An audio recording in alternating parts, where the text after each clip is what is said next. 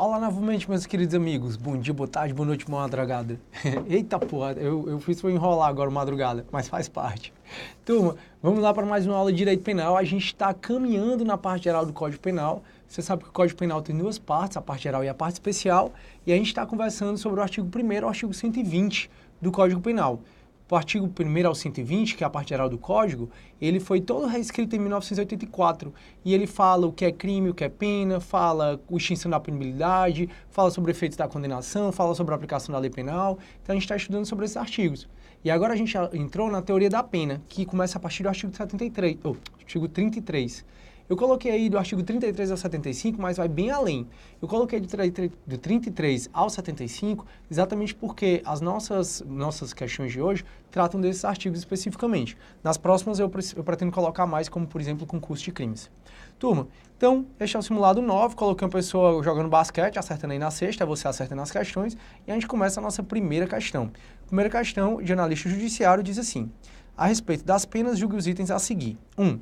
O trabalho externo é admissível no regime fechado. Pessoal, essa está correta. Tem muita gente que acha que não, tem muita gente que acha que não cabe trabalho externo em regime fechado. E cabe. Só para vocês saberem, sanção penal é um gênero com duas espécies. A sanção penal tem como gênero as penas e tem como gênero as medidas de segurança. Nós temos três espécies de pena no direito penal: as penas privativas de liberdade, as penas restritivas de direito e as penas de multa. Então, nós temos as penas privativas de liberdade, pena restritiva de direito e pena de multa. Pena privativa de liberdade são três: a reclusão, a detenção e a prisão simples. Pessoal, quando eu falo de pena privativa de liberdade, geralmente o senso comum acha que é estar no presídio. E você pode estar em pena privativa de liberdade sem estar em presídio. É só você saber que os três tipos de pena privativa de liberdade que nós temos, que é a reclusão, a detenção e a prisão simples, elas são cumpridas em regimes. E esses regimes podem ser o fechado, o semiaberto e o aberto.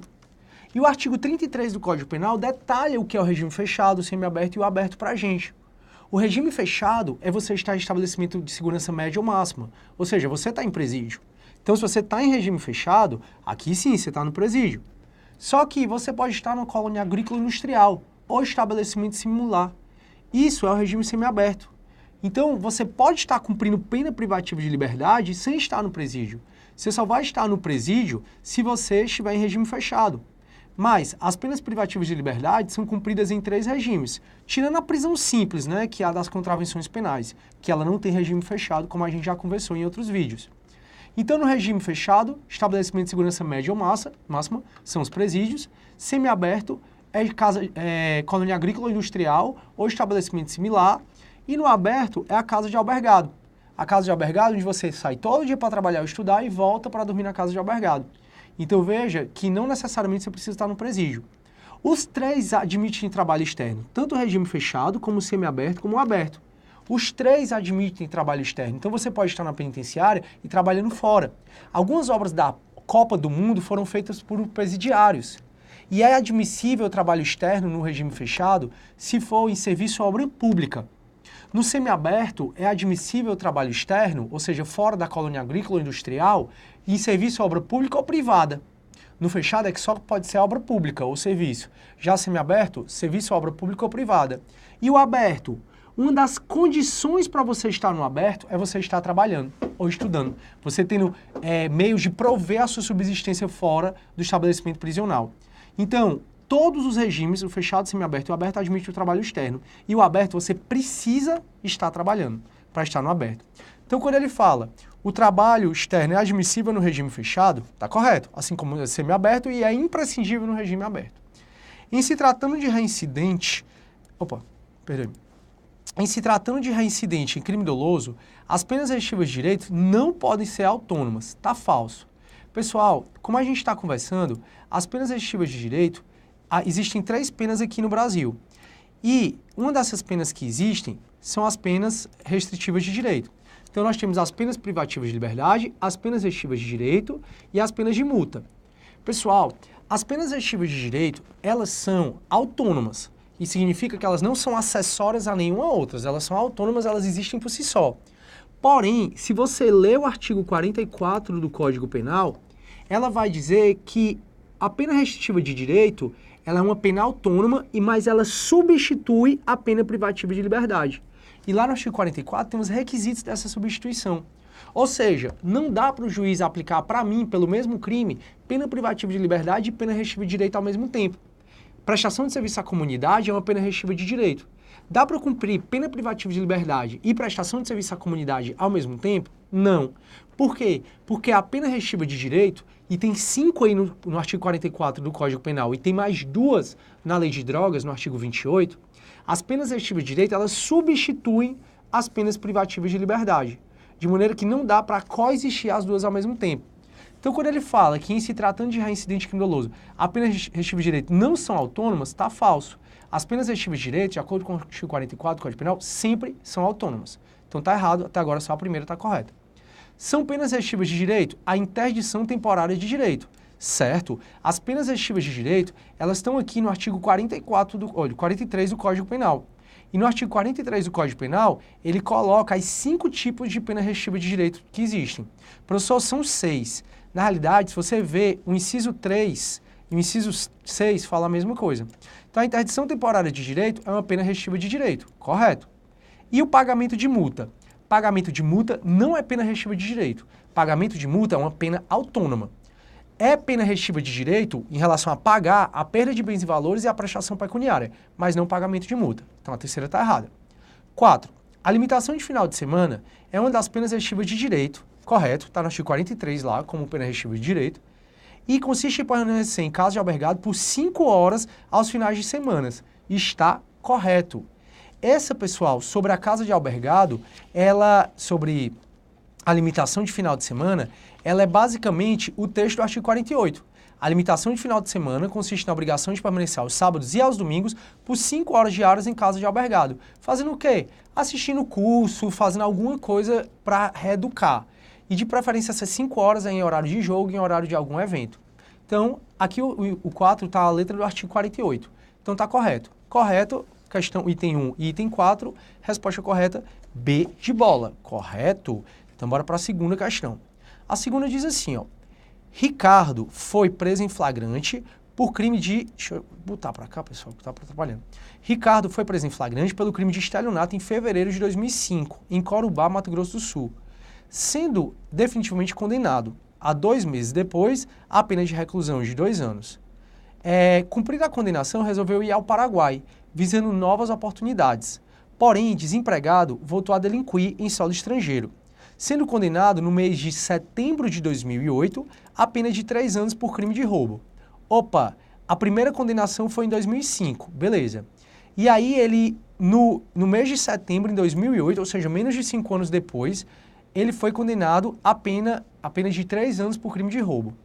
Em janeiro de 2009, enquanto aguardava a liberdade, o julgamento de seu recurso, fugiu para a cidade de Mato Grosso do Sul, Maria, fixando residência. Na cidade, trabalhou como garçom no Bar da Cana, até março de 2012, quando foi preso pela polícia por utilizar o local como ponto de venda de drogas. Na sentença pelo crime de tráfico de drogas, o julgador agravou a pena por considerá-lo reincidente. Quanto à decisão, assinale a opção correta. Turma, essa questão ela quer saber se você sabe o que é reincidência ou não. E o aluno tem muita dúvida sobre o que é reincidência. Eu preciso que vocês saibam o seguinte: você cometeu o crime. Você é reincidente? Não. Quando você faz 18 anos, você é primário. Quando você faz 18 anos, você é primário e de bons antecedentes. Ainda que, enquanto menor, você tenha praticado algum ato infracional. Toda pessoa que faz 18 anos é primário de bons antecedentes. Quando é que essa situação muda? Um pressuposto para essa situação mudar é uma sentença penal condenatória com trânsito em julgado. Então, quando ele cometeu o primeiro crime, aí ele foi processado e saiu a sentença condenatória dele, ele respondeu esse primeiro crime como primário de bons antecedentes. Aí ele foi condenado. Essa condenação transitou em julgado. Quando transitou em julgado, a condenação tem uma pena, ele inicia o cumprimento da pena e chega uma hora que a pena extingue, extinção da pena. Então, olha o que eu estou conversando com vocês. Eu estou conversando com vocês sobre os artigos 63 e 64 do Código Penal, que é para você saber quando você é reincidente ou não. Você cometeu o crime, você foi condenado, primário de bons antecedentes. Quando transitou em julgado, quando transita em julgado uma sentença penal condenatória contra você, você deixa de ser maus antecedentes e passa a ser maus antecedentes o resto da vida. Então, quando é que você vira maus antecedentes? A partir de uma sentença penal condenatória com trânsito em julgado, o resto da vida. E aí, transitou em julgado uma sentença. Se transitou em julgado uma sentença condenatória é porque ela te colocou uma pena e você cumpriu essa pena. Quando é que você vai poder ser considerado reincidente? Você é considerado reincidente a partir do trânsito em julgado de uma sentença penal condenatória até o prazo de 5 anos, que eu vou botar de vermelho, após a extinção da pena. Então, a reincidência é você cometer um crime nesse espaço aqui todinho. A partir do momento em que transita em julgado a sentença penal condenatória, até o prazo de 5 anos após a extinção da pena. Então, vamos ver se esse cara é reincidente ou não. Olha o que é que aconteceu. Ele foi, vou ter que ler de novo, tá? Ele foi preso em flagrante em 2005 e foi definitivamente condenado 2 meses depois, a pena de reclusão de 2 anos, em 2005. Aí ele cumpriu pena de 2 anos, ou seja, ele cumpriu pena até 2007. Ele foi condenado em fevereiro e ele cumpriu pena até fevereiro de 2007. Opa! Então, no caso dele... Ai, Jesus! No caso dele, pessoal, ele foi condenado em 2005 e cumpriu pena até 2007. Beleza. Aí o que é que diz mais? Cumprida a condenação, resolveu voltar e ir ao Paraguai visando novas oportunidades. Porém, desempregado, voltou a delinquir em solo estrangeiro. Sendo condenado no mês de setembro de 2008 a pena de 3 anos por crime de roubo. Quando é que ele praticou esse roubo? Ele praticou esse roubo depois da pena. Beleza, que ele é reincidente. Em janeiro de 2009, enquanto estava em liberdade, o julgamento de seu recurso, fugiu para a cidade de Ponta... Se ainda estava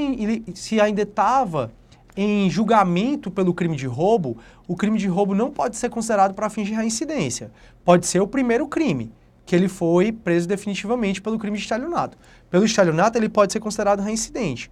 Mas em relação ao roubo, não transitou em julgado ainda. Então, se não transitou em julgado, a gente não leva em consideração essa condenação dele. Então, em setembro de 2008, ele foi a pena tal. Em janeiro de 2009, enquanto guardava em liberdade seu julgamento, fugiu para Ponta, fixando residência. Nesta cidade, trabalhou como garçom até março de 2012, quando foi preso pela polícia militar por utilizar o local como ponto de venda de drogas. Na sentença pelo crime de tráfico, o julgador agravou a pena por considerar reincidente. O julgador agiu de forma correta? Não sei, vamos ver. Aqui, pessoal, como eu falei para vocês, em relação ao roubo, a gente não considera nada. Por quê? Porque não transitou em julgado. Mas ele cometeu o crime em 2005 e ele foi condenado e cumpriu pena até 2007. Ele vai ser considerado reincidente se cometer uma nova infração penal nesse prazo, até 5 anos de 2007. Ou seja, até fevereiro, que foi a condenação dele em 2005, até fevereiro de 2012 ele é considerado reincidente. Quando é que ele praticou o tráfico de drogas? Ele praticou o tráfico de drogas em março de 2012. Opa, até fevereiro ele era reincidente. Por quê? Porque a condenação primeira dele foi em fevereiro. Só que ele praticou em março. Ele não é mais considerado reincidente. Então, o julgador, quando colocou ele para ser julgado, para ser considerado reincidente, ele agiu. Bora ver. O sentenciante se equivocou a considerar o réu reincidente, pois quanto ao primeiro crime, ignorou o período da detração penal. Não tem nada a ver. O sentenciante agravou corretamente a pena, pois o prazo de cessação da reincidência ocorre após 5 anos do cumprimento da pena, e neste caso sucederia no mês de abril de 2012. Deixa eu ver aqui até quando ele cumpriu pena, pessoal. Diz assim, ó, vamos de novo para lá. Ricardo foi preso em flagrante estelionato em fevereiro de 2005, sendo definitivamente condenado 2 meses depois. Ah, tá. Então, pessoal, prestem atenção o que é que aconteceu. Ele foi condenado 2 meses depois. O fato é que foi em fevereiro. Aí ele foi condenado 2 meses depois, fevereiro, março, abril. Ele foi condenado em abril de 2005. Então, até quando ele seria reincidente? Até 5 anos após a extinção da pena. Ou seja, como ele foi considerado em abril, seria não até fevereiro, que foi a data do fato, foi até abril. E quando é que ele cometeu o crime? Em março. Como ele cometeu o crime em março, ele ainda é considerado reincidente. Então veja, no início eu pensei que ele tinha sido condenado em fevereiro, mas não. Se você ler direitinho, ele não foi condenado em fevereiro. Na verdade, ele praticou o fato em fevereiro e foi condenado 2 meses depois. Fevereiro, março, abril, em abril. Então a reincidência dele duraria até abril de 2012. Então vamos lá. Diz assim, então ele é reincidente? Ele é reincidente. Ele não seria se tivesse passado de abril. O sentenciante agravou corretamente a pena, correto? Pois o prazo de cessação da reincidência ocorre após 5 anos após o cumprimento da pena. Correto, está no artigo 64 isso do Código Penal. E neste caso sucederia no mês de abril de 2012. Tá correto. Não é fevereiro. Vocês entenderam, né? Fevereiro foi a data do fato. Mas quando é que ele foi definitivamente condenado?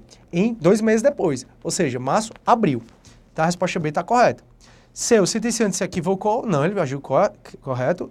D, o sentenciante se oposou corretamente agravante, pois, entre a data da prática do segundo e do terceiro crime, não decorreu período superior a 5 anos. O segundo crime, que foi o roubo, a gente não leva em consideração porque ele não transitou em julgado. E o sentenciante se equivocou. Tá errado, a gente já viu que ele acertou. Terceira questão. Sobre a lei de execução penal e os tribunais superiores, é correto afirmar que a. O trabalho do preso cautelar não pode ser computado para fins de remissão. Está errado. A remissão ela é um instituto que está no artigo 126 da LEP. A LEP é a Lei de Execução Penal, é a Lei 7.210 de 84. E no artigo 126 está prevista a remissão. O que é a remissão? A remissão, a cada 3 dias que você trabalha ou estuda, ele te dá direito a computar um dia a mais da pena. Então, se você trabalhou ou estudou 3 dias, é como se você tivesse ficado 4 dias na prisão. E a remissão, ela é válida para todos os regimes. Por quê? Porque no aberto, você não vai ter a remissão pelo trabalho, mas você vai ter pelo estudo. E ele é válido para o preso cautelar, quando ele diz assim no parágrafo 7º do artigo 126. O disposto neste artigo aplica-se à hipótese de prisão cautelar. Então essa está errada. O trabalho do preso cautelar não pode ser computado para fins de remissão. Pode. O preso cautelar é como se ele já estivesse cumprindo a pena. Então pode. B.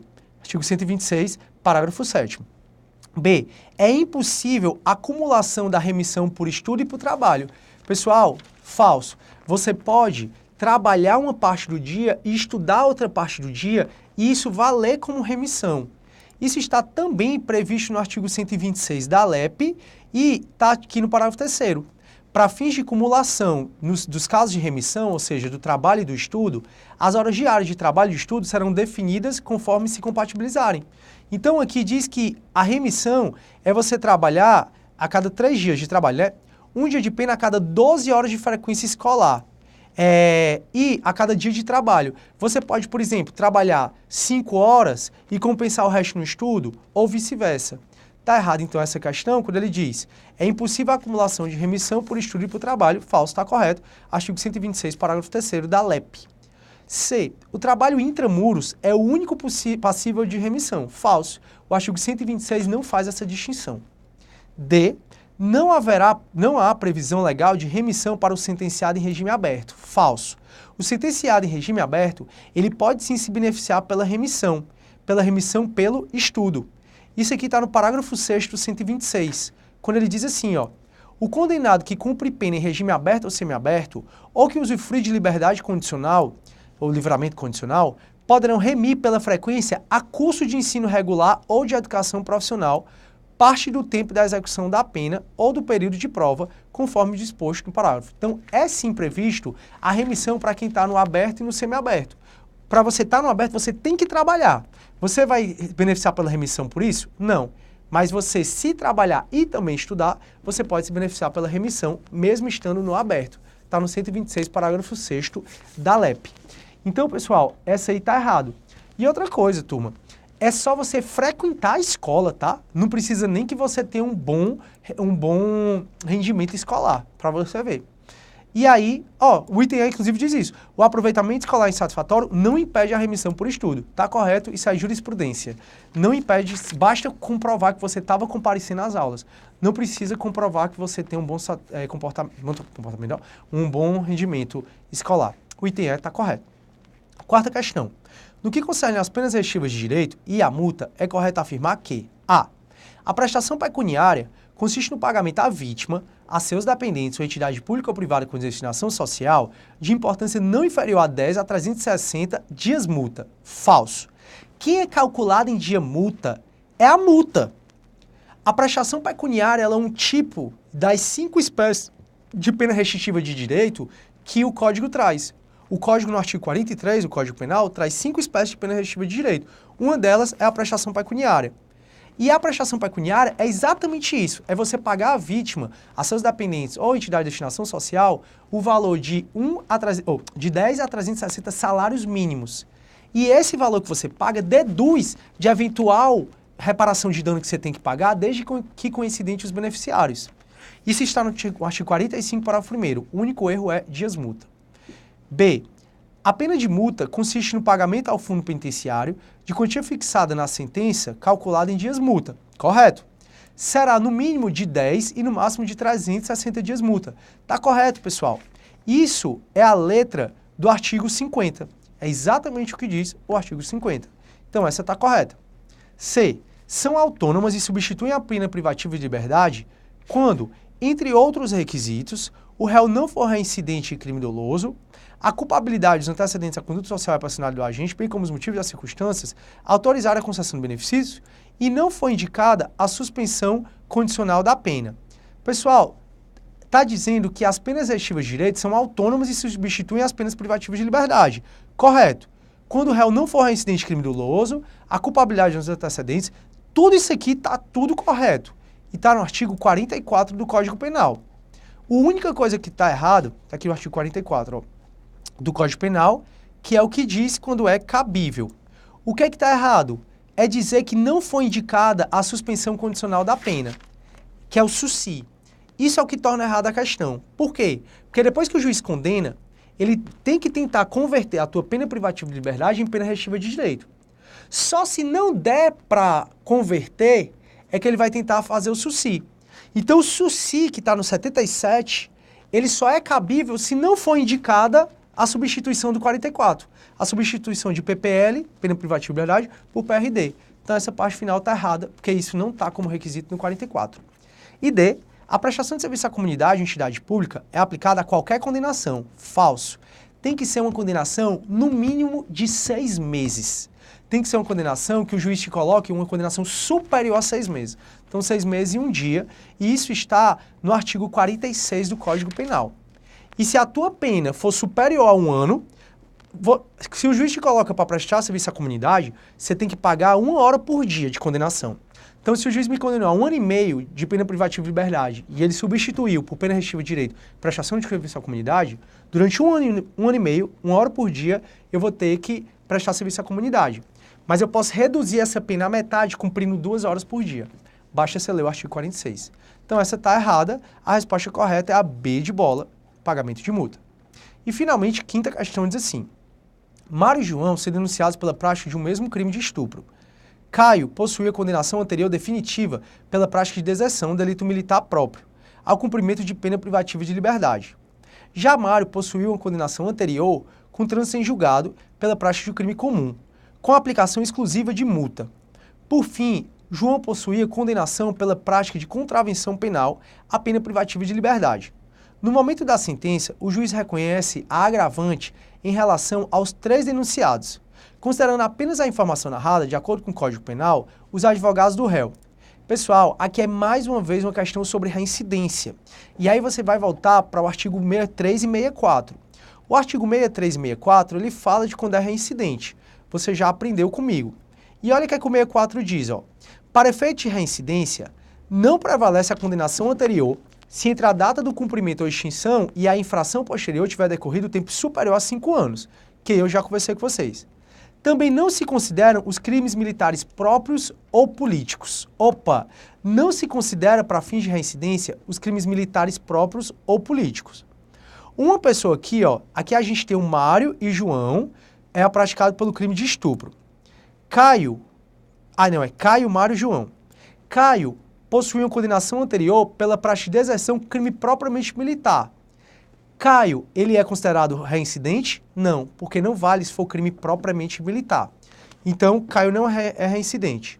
Já Mário possuía uma condenação anterior com trânsito julgado pela prática de crime comum com aplicação exclusiva de multa. Mário, ele é reincidente. E, por fim, João possuía uma condenação definitiva pela prática de contravenção penal à pena privativa de liberdade. Não existe a previsão de se você cometer uma contravenção penal e depois cometer o crime, você ser reincidente. Então aqui, nem Mário e nem, o Caio, né, que cometeu o crime militar, ele não é reincidente, o Mário é reincidente e o João não é reincidente. Por quê? Porque a lei de contravenções penais, ela só diz que é reincidente quem comete contravenção penal e depois uma contravenção penal, ou quem comete um crime e depois uma contravenção penal. Se você cometer uma contravenção penal e depois um crime, você não é reincidente. A gente falou isso na aula de contravenção penal. Procurem. Então, o único que é reincidente aqui é o Mário. Aí, o João agiu correto? Então, isso, ó, de acordo com os advogados do réu, não pode buscar o afastamento da agravante da reincidência. Falso. Pode buscar em relação a Mário. Falso. Mário é o único que é reincidente. C. Pode buscar o afastamento de agravante em relação a João. Caio e Mário são reincidentes. Falso. Pode buscar o afastamento da agravante em relação a Caio e João, já que somente Mário é reincidente. A D está correto. Espero que tenham gostado. Fiquem com Deus. Tchau, galera.